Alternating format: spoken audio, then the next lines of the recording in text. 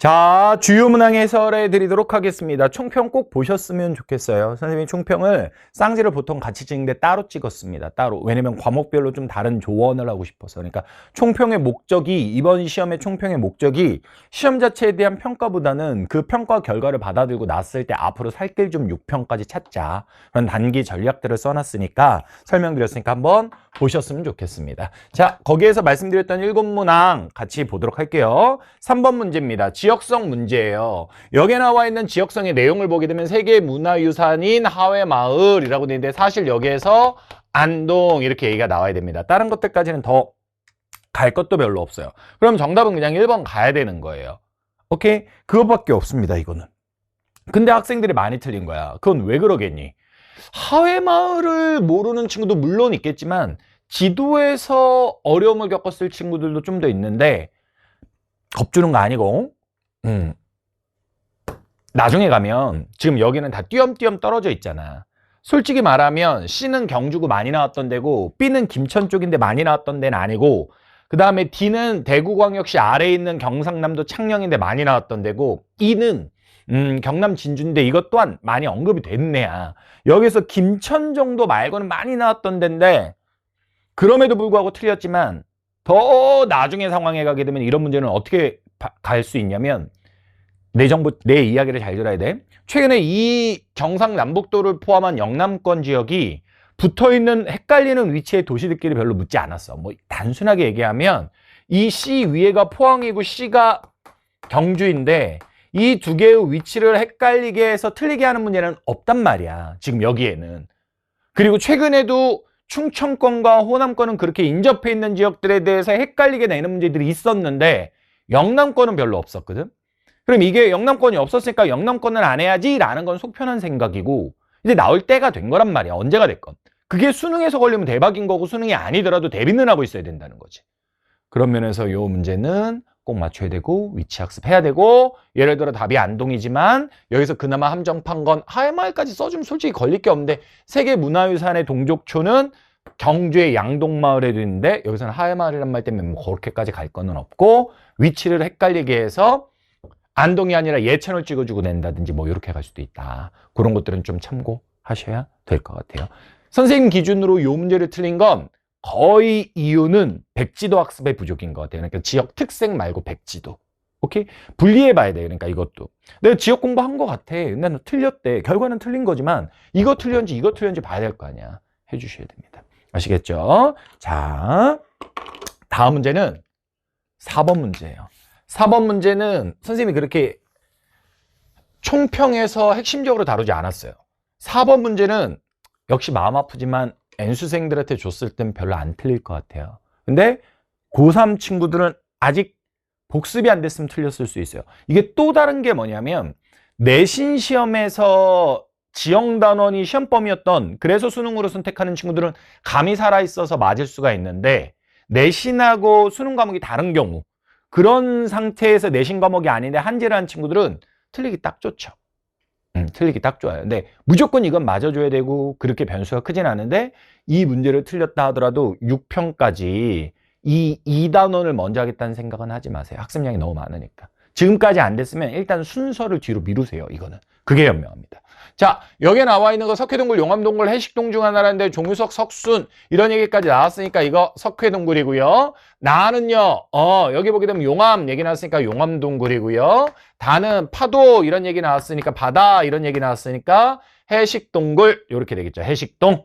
그랬을 때 기억. 가의 주변에 기반하면 석회동굴 가의 주변 지역은 석회동굴이 있는데 주변 지역은 카르스 지역이겠지. 밭농사보다 논농사 아니 밭이 더 유리해요.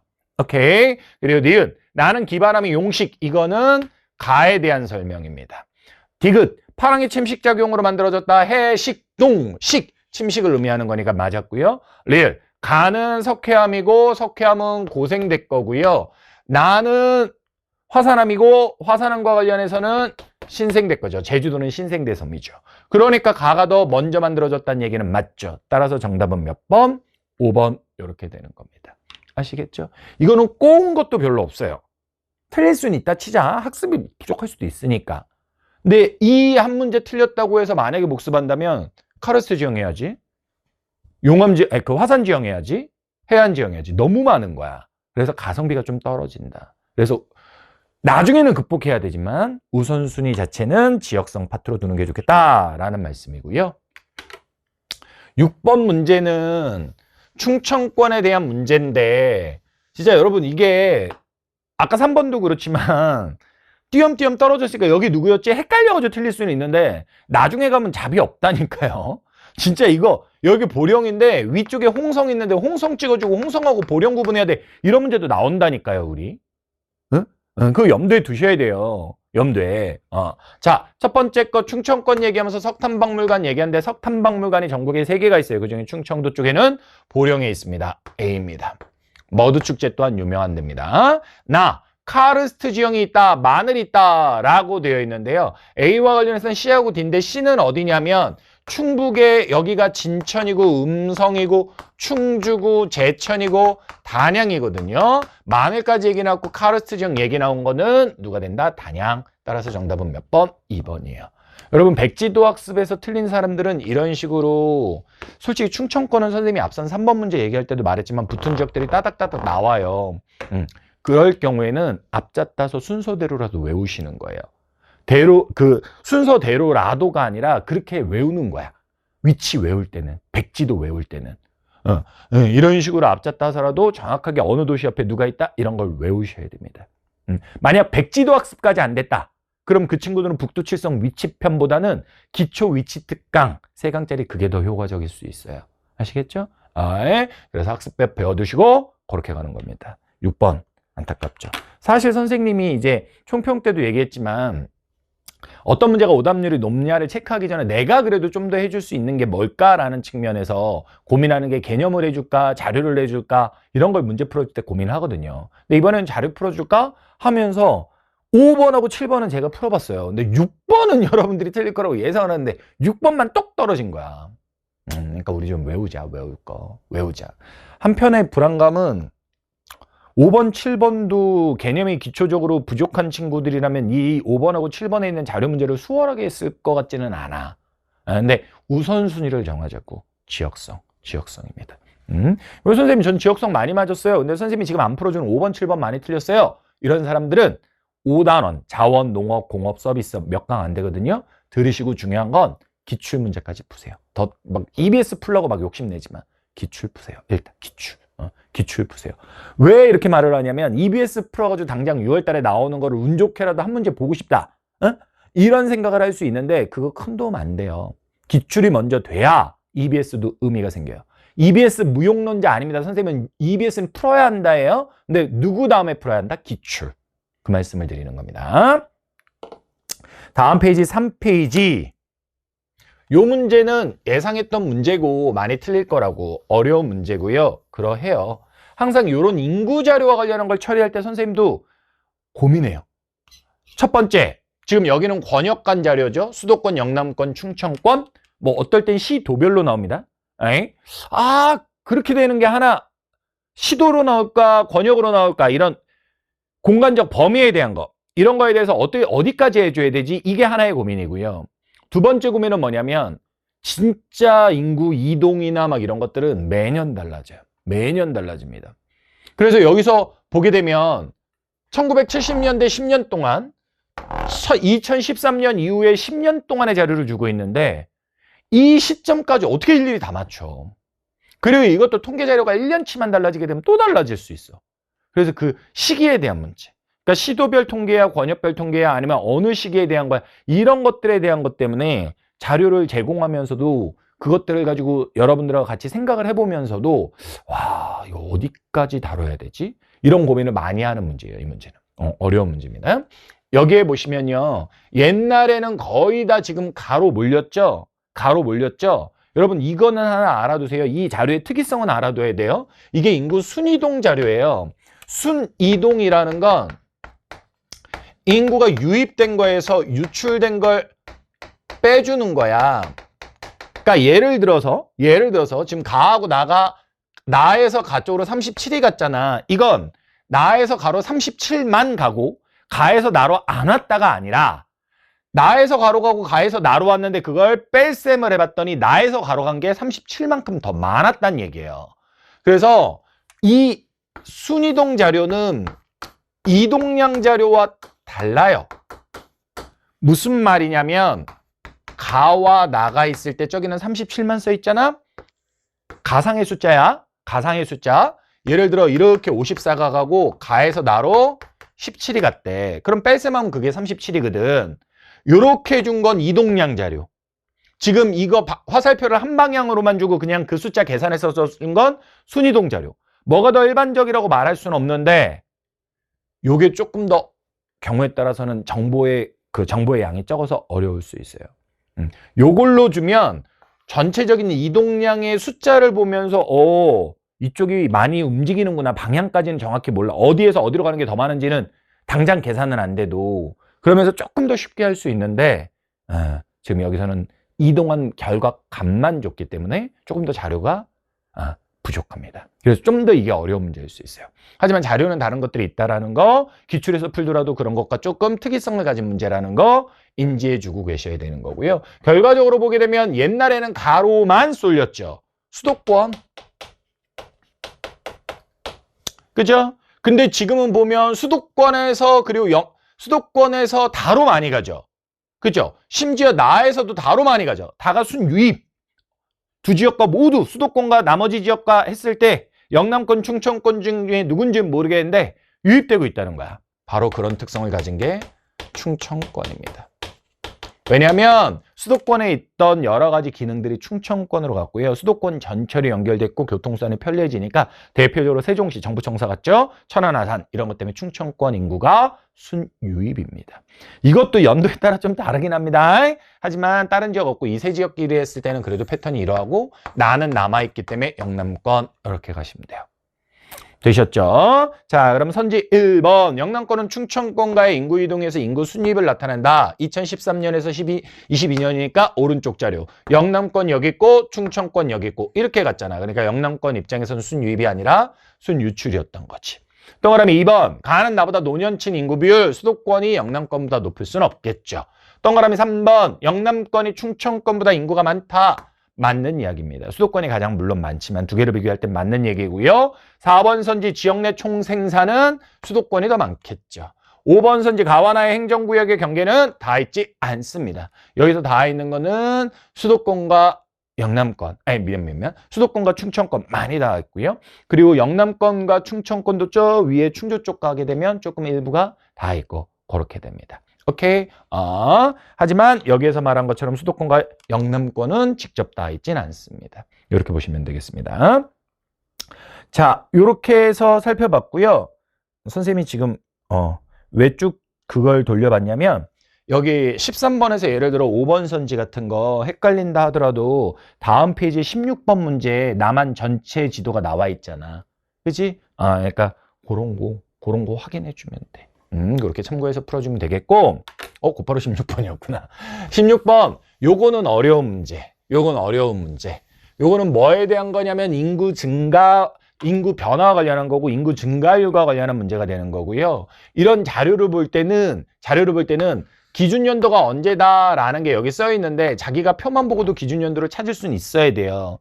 그리고 여기에 나와 있는 건 인구 증가율이지 인구수 자체에 대한 건 아니라는 점도 유념해 주셔야 되는데 선생님이 항상 수업할 때 말했던 건 뭐냐면 지금 이 자료에서는 기준 연도가 2000년이잖아요. 근데 2000년이 의미가 없다는 건 아니에요. 없다는 건 아니지만 자료의 직접 기준 연도가 다르다 할지라도 여러분들은 지식적으로 1990년도 중요한 기준선으로 잡아놓고 보셔야 돼요. 왜냐면 이 1990년 이전은 이촌양도고 그 이유는 교외화가 되거든요. 그리고 문제의 지도 속에 나와 있는 지역이 수도권 이쪽 지역에 지금 성남하고 용인 맞죠? 예, 성남하고 용인 쪽으로 두 개를 줬기 때문에 이거는 이 2000년이라는 숫자도 의미가 있어요. 왜냐면 이 2000년 직전에 성장한 애가 성남이 되는 거고요. 그 이후에 성장한 애가 용인이 되는 거거든요. 그래서 2000년이 의미 없는 건 아니지만 90년도 중요 기준이다라는 거고요. 그리고 나와 있는 것들 같은 경우 나머지 지역들은 보게 되면 뭐 농촌 지역의 상주나 막 이런 데 찍혀 있고 그다음에 저쪽에 부산광역시 찍혀 있고 이러기 때문에 문제를 보게 되면 계속해서 감소하고 있는 라가 농촌지역. 그리고 의외로 이촌양도 이전까지 올라가다가 그 이후에 다가 지금 기구 있지? 이 녀석이 교회화로 인해서 주변에 있는 김해양산으로 떠나버려서 인구가 정체 감소한 부산. 가하고 나를 놓고 보았을 때, 가하고 나를 놓고 보았을 때 잘 보면 나는 올라가다가 2000년부터 기었잖아. 근데 가는 2000년 이후에 90년 이후에도 점프했지만 2000년 이후에도 쭉까지 가가 누가 된다? 용인 쪽, 그 다음에 나가 성남 쪽이 된다. 이렇게 되는 겁니다. 되셨어요? 이렇게 나, 가, 라, 다 위에서부터 순서대로 연결되는 거고요. 동그라미 1번 광역시는 부산이니까 다라고 했어야 되고요. 동그라미 2번 성남에 1개 신도시 있는 거 맞습니다. 이기도 물론이지만 정답은 따라서 2번입니다. 동그라미 3번 농촌 지역인데 3차가 광역시인 부산보다 높다라는 건 말이 안 되죠. 동그라미 4번 수도권 지역은 가하고 나입니다. 그래서 틀렸고요. 영남권도 따라서 나하고 다가 아니라 다하고 라라고 했어야 되고요. 5번 2000년 대비 2020년이라고 돼 있는 건 2000년 분의 2020년 거 비율로 구해봐 라는 건데 이 2000년 이후에 누가 더 가파르게 올라갔어? 라는 건데 사실 가장 가파른 게 용인이 있잖아요. 그죠? 그렇게 되는 겁니다. 이런 문제가 16번 문제가 기후 다음으로 어려운 문제예요. 기후 다음으로. 그래서 여러분들이 잘해보시면 좋은 문제고요. 18번 지역성 문제인데 앞서서 했던 지역성 문제보다는 좀 어려운 문제가 맞아요. 어려운 문제가 맞습니다. 지금 위에서 오른쪽에서 나와 있는 지도 속의 지역들은요. 전주고요. 고추장으로 유명한 순창이고요. 여기는 순창하고 이름 헷갈리는 순천이고요. 광주광역시 왼쪽 아래에 있는 나주 되겠습니다. 자, 여기에 보게 되면 전라도 지명의 유래가 됐냐? 전라도 전주와 나주거든요. 오른쪽으로 안 쓰고 갈게. 그냥 앞자만 쓰자. 오른쪽으로 가는 게 전주하고 나주가 되고요. 안효 쪽으로 가는 게 순천과 순창이 됩니다. 도청 소재지가 있냐라고 돼 있어요. 전주고요. 없다 나주입니다. 나주에는 혁신도시가 있습니다. 람사르 습지에 있냐라고 하면 여기가 순천이고요. 순천과 순창 중에 남은 애가 순창이니까 이렇게 위에서부터 가는 가나다라는 전주, 나주, 순천, 순창 연결이 되겠습니다. 동그라미 1번 보게 되면 이거는 여기에 답이 어디도 없어요.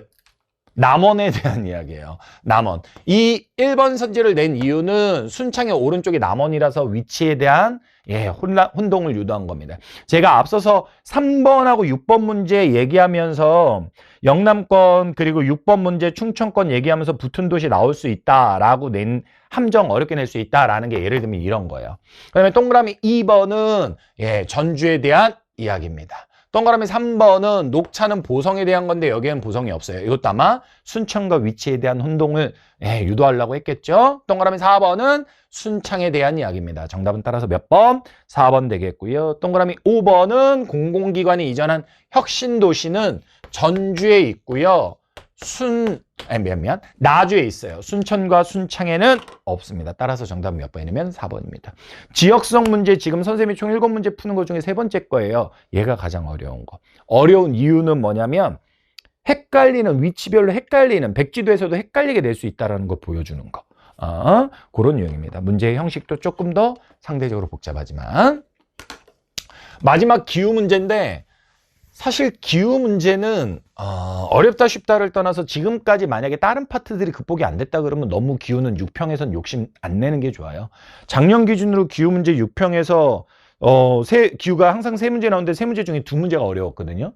기후는 어려워요. 어려운데 다른 걸 우선하고 얘를 해야지 다른 거 다 제끼고 얘 먼저 한다고 해서 점수가 그렇게 아주 드라마틱하게 올라가거나 이러지 않습니다. 가성비가 좀 떨어질 수도 있습니다.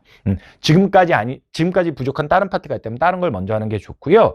지금 여기에서 나와 있는 지역이 장수와 포항과 서귀포가 있고 가와 나의 기후 요소가 없는 상태에서 그 기후 요소까지 찾아야 되니까 그 문제가 조금 어려운 건데 1등 또한 막 달라버리고 잃어버리니까 얘는 A고 얘는 C고 막 잃어버리니까 막 뭐가 복잡해 좀. 뭐가 좀 복잡한데 이럴 때는 뭐가 정답이다는 없는데 선생님이 풀었던 방식대로 얘기할게. 1등이 100이잖아. 얘는 꼴찌인 C가 그거의 80%잖아. 근데 얘는 꼴등이 100인데 100으로 1등이 100인데 1등을 다 100으로 맞춘 거야. 꼴찌인 애가 그거에 한 60인 거야. 얘들아, 만약 이게 연교차라면 예를 들어 연교차가 30도인 애가 있으면 얘는 연교차가 그거의 60% 정도니까 한 18? 요 정도가 된다는 거야. 그렇게까지 여기서 연교차가 벌어지기는 어려워요. 근데 연강수는 그러니까 숫자에 대한 감이 있어야 되는 거예요. 어쩔 수 없어요, 이 문제는. 그게 어려운 요소예요. 하지만 연강수는 얘가 2000이면 얘가 1200 근처면 되는 거예요. 그래서 얘가 연강수고요. 얘가 연교차입니다. 이런 식으로 기후요소까지 가려놓고 낼 수는 있는데 내면 이런 식의 1등을 100으로 두고 비율로 표현해 준 게 나오면 숫자에 대한 감 없이는 안 풀려요. 그게 어려운 겁니다. 자, 이렇게 한 상태에서 보게 되면 연강수가 C가 제일 많으니까 서귀포, B가 제일 적으니까 포항, 그리고 남아있는 장수 이렇게 되는 겁니다. 아시겠죠? 이거 항목만 구하고 나면 이걸로 얘를 적용해서 푸시면 돼요. 왜냐면 많이 나왔던 지역들이니까. 연교차는 추론의 영역이고 연강수는 암기 영역이야. 기온과 관련한 건 추론할 수 있댔어. 근데 암기 영역에 들어가 있는 강수와 관련해서 이게 강수 자료라는 것만 알고 순서만 알고 있다면 다 풀 수 있는 거지. 네, 저는 오른쪽을 가지고 있습니다. 자, 기억선지 맞고요. 니은선지 A가 고도가 높다. 맞죠. 그래서 기억하고 니은이 들어가야 되고 기억하고 니은이 들어간 건 정답 몇 번밖에 없어요? 4번밖에 없어요. 디귿은 B는 C보다 연평균 기온이 높다라고 돼 있는데 서귀포가 제일 높겠죠. 그 다음에 리얼은 C는 A보다 바다의 영향을 많이 받았다라고 돼 있는데 바닷가 쪽이니까 맞잖아요. 그죠? 그래서 이 문제는 쉽지 않아요. 이것까지 줬으니까. 근데 이런 문제 많아요. 이런 문제 많고 연습해 두셔야 됩니다. 제가 푼 방식은 1등과 꼴찌의 값의 차이를 가지고 어느 정도 숫자에 대한 것을 이해해서 그렇게 접근을 했습니다. 되셨죠? 그렇게 봐주시면 되겠습니다. 이렇게 해서 여러분들이 많이 틀렸던 오답률이 높았던 7문제 해드렸고 총평에서 무슨 얘기를 했고 한 달 동안 어떻게 하면 효과적이라고 얘기했던 부분 한번 살펴보시면 좋을 것 같습니다. 여러분 너무 수고하셨고요. 6평 때 진짜 웃도록 한번 노력해 봅시다. 수고하셨습니다.